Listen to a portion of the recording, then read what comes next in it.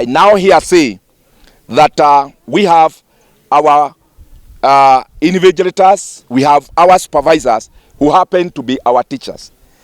And as KNUT, our position is that these people should be given enough protection, because we still know that there are issues in this country to do with security.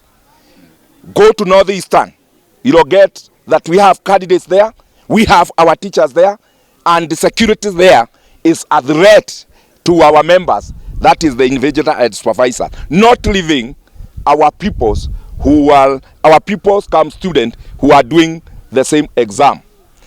When we come to allowances, which is supposed to be given to our members, that is the supervisors and the invigilators plus the school managers, the stipend is too low, because some are paid at a rate of 500.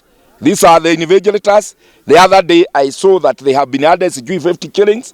Then I also saw that the supervisor has been added something smaller to do with the 680. I'm telling one CEO, Mr. Jegere, to think about the teachers of this country. The exercise that they are undergoing is not just a simple exercise. Some of them, we know that they are even risking their own life. After the voting exercise, we are going to hold our meeting in the hall, whereby our national chairman, who is here with us, will give us the address and inform the teachers of what Knut is doing so far. We are planning to close the elections at around 2, so that now we can declare the winners.